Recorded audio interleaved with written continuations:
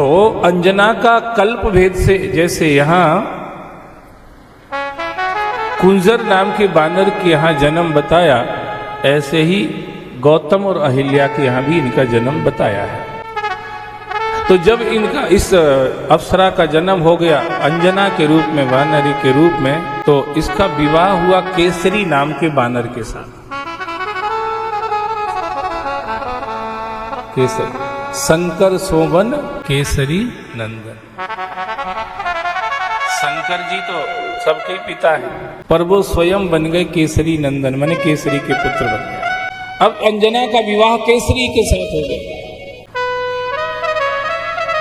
अब थी तो वो अप्सरा के अवतार, तो बानरी के उनको साथ में एक वरदान मिला हुआ था कि तुम जब चाहो, जैसा चाहो वैसा रूप धारण कर सकती हो, ये वरदान मिला हुआ था। तो एक दिन अंजना ने क्या किया, मन में आया तो उन्होंने मनुष्य रूप बना लिया। स्त्री बन गई, सुंदर सी स्त्री बन गई। और जैसी सुंदर स्त्री बनी तो देख करके पवन देव जो थे, पवन देव का मन थोड़ा विचलित हो गया, और पवन देव ने अपनी स्पर्श शक्ति से अंजना का आलिंगन किया महाराज, और संकल्प शक्ति के द्वारा अंजना को गर्व हो गया। पवन की संकल्प शक्ति से अंजना को एहसास हुआ कुछ। अंजना एकदम कुपित हो गई, गुस्से में आ गई। ये कौन धृष्टता कर रहा है जो मेरे सतीत्व को भंग करना चाहता है। गुस्सा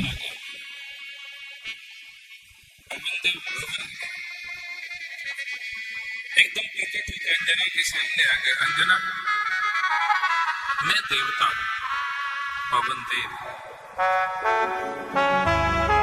मैंने सिर्फ तुम्हारा स्पर्श किया और संकल्प से तुमको गर्भ धारण हुआ है, मेरे संकल्प से, इसलिए तुम्हारा सतीत्व भंग नहीं हुआ है। तुम्हारे यहाँ एक बहुत ही दिव्य होनहार बेटा होगा, जो बल और बुद्धि दोनों में बहुत श्रेष्ठ होगा, और साथ में भगवान नारायण का भक्त भी। पवन देव ने ये बात अंजना को कह दी। इस बात को सुनकर के अंजना को बड़ी खुशी हुई, क्योंकि अंजना ने पुत्र प्राप्ति के लिए 7000 वर्ष तपस्या करी थी कि मेरे यहां बेटा हो जाए, बेटा हो जाए। और जितने भी इच्छा करते सब बेटे की करते, बेटी की करते। अभी कौन, बेटियां तो जबरदस्ती आ जाती हैं, इनको कौन बुलाता है। चाहे कोई मम्मी हो चाहे पापा हो, महाराज सब यही चाहते बेटा हो जाए, बेटा हो जाए, बेटा हो जाए।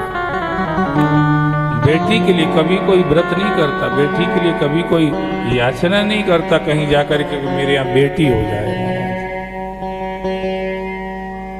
सब बेटे के लिए ही करते हैं। तो अंजना ने भी 7000 वर्ष तपस्या करी और प्रार्थना करी कि हमारे यहाँ बेटा हो जाए। इसीलिए पवन के स्पर्श से अंजना को गर्व रहा। चूंकि अंजना केसरी की पत्नी है, इसीलिए हनुमान जी पवन देव के औरस पुत्र हैं और केसरी के क्षेत्रज पुत्र हैं। जिसकी पत्नी को पर पुरुष के द्वारा गर्भ रहे तो वो बेटा जो या संतान जो होगी वो उसकी क्षेत्रज संतान कहलाएगी महाराज, उसकी औरत संतान कहलाएगी।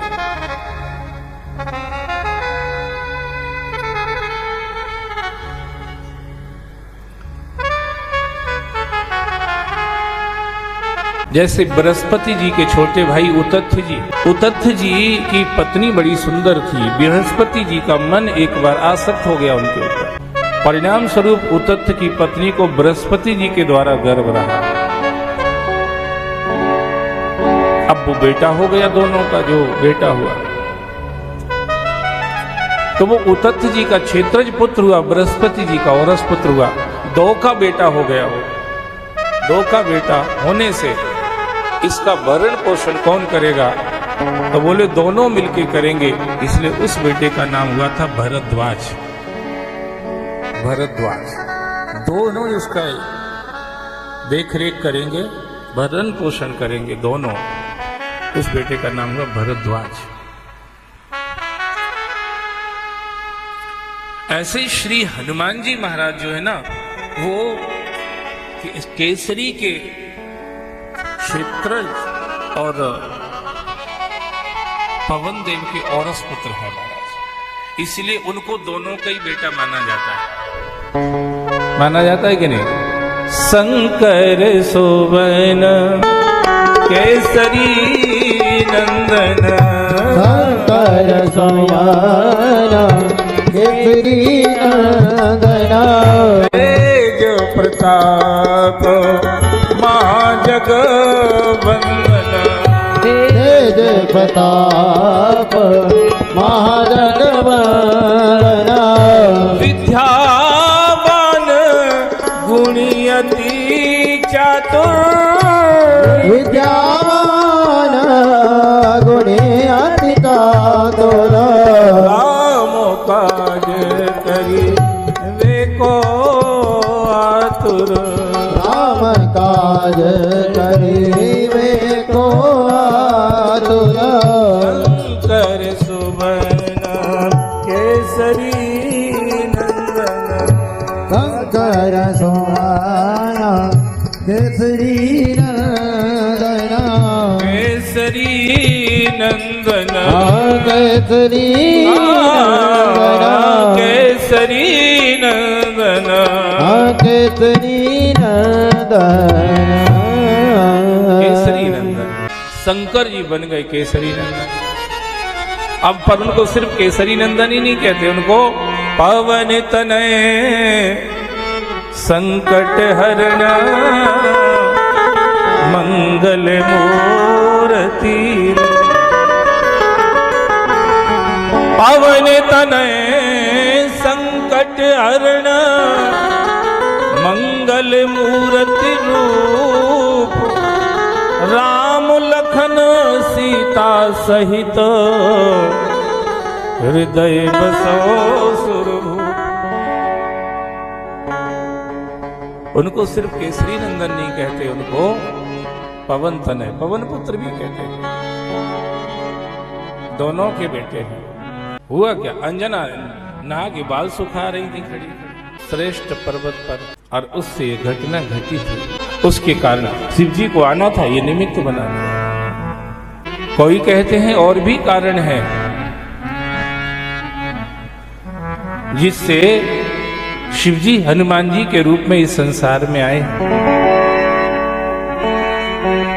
ब्रह्मलोक, ब्रह्मा जी के लोक की एक अप्सरा थी जिसका नाम था सुवर्चला। सुवर्चला नाम की अप्सरा थी, ब्रह्मलोक में रहती थी। उसने कोई अपराध कर दिया ब्रह्मलोक में, तो ब्रह्मा जी को गुस्सा आया। बड़े लोगों के पास रहना थोड़ा कठिन ही होता है, क्योंकि बड़े लोगों के नियम कायदे कानून भी थोड़े कड़क होते हैं। छोटे लोगों के पास सब चल जाता है, सब चलता रहता है, और जो बड़े लोग रहते हैं ना, उनके कायदे कानून बड़े रहते हैं। इसलिए बड़े लोगों के पास हर आदमी नहीं रह पाता है।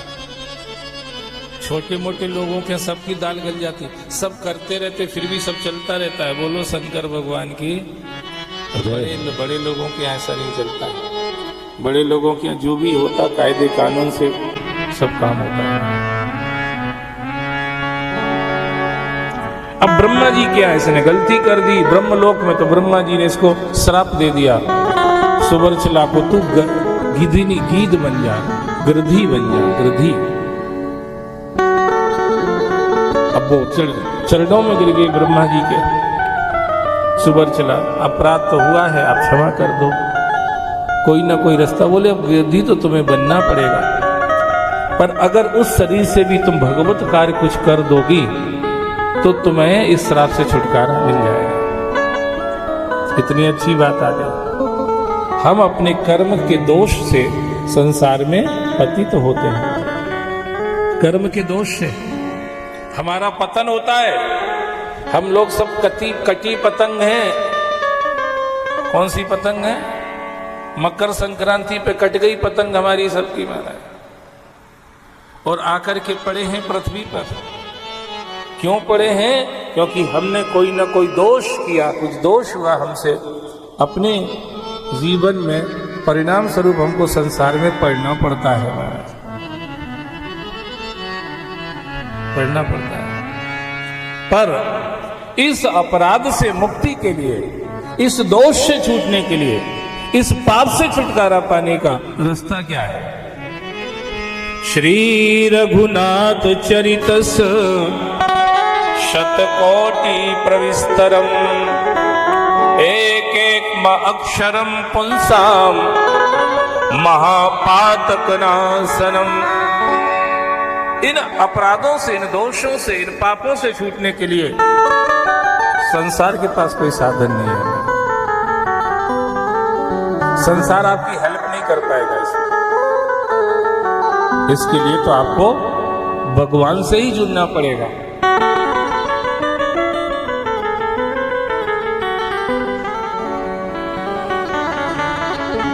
भगवान ही हमको निर्दोष कर सकता है, भगवान ही हमको दोष मुक्त कर सकता है, भगवान ही हमको पापों से छुटकारा दिला सकता है। एक एक अक्षरम पुंसाम महापातक नाशन, और कोई रास्ता नहीं। अब इसको श्राप तो लग गया कि तुझे गिरधी बनना पड़ेगा, पर इससे छुटकारा कैसे मिलेगा? तब ब्रह्मा जी ने कहा कि सुन सुवर्चला, महाराज दशरथ के यहां पुत्र कामेष्टि यज्ञ होगा, और उस यज्ञ में जो पायस तैयार होगा, अग्निदेव जो पायस ला करके देंगे, वो पायस वशिष्ठ जी की आज्ञा से दशरथ जी के द्वारा अपनी रानियों में बांट दिया जाएगा। उसमें से केकई के हाथ का जो पायस होगा, उस पायस को तू उठाना और ले जा करके केसरी की जो पत्नी होगी अंजना, वहां जाकर के डाल दो। ये तुमसे भगवत कार्य हो जाएगा, इतना तुमसे धर्म का कार्य हो जाएगा, इतना तुमसे ईश्वरीय कार्य हो जाएगा। ये ईश्वरीय सेवा तुम्हें इस दोष से मुक्त कर देगी। आप सबसे प्रार्थना करो, कुछ ना कुछ ईश्वर के निमित्त करते रहो।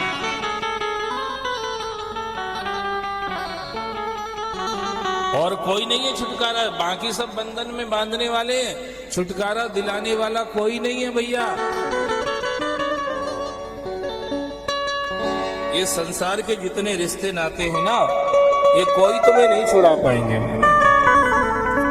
छुड़ाएगा तो भगवान ही छुड़ाएगा बस।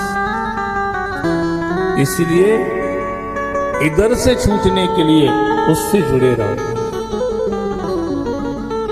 उससे कनेक्ट रहो। इसी में समझदारी, ये जो भेजा दिया है ना भगवान ने,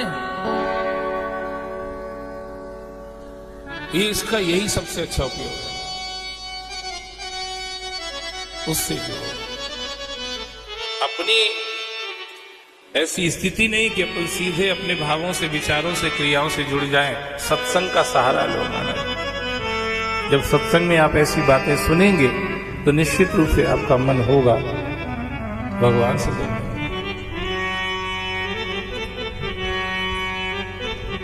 भगवान से जुड़ने के लिए अपन भजन गाते हैं ना, कौन आपको छुड़ाएगा? सब तो यहाँ फंसे हैं। भगवान ही मूलतः इस संसारिक जो विप्लव है, एक परमात्मा ही है जो इनसे परे है महाराज।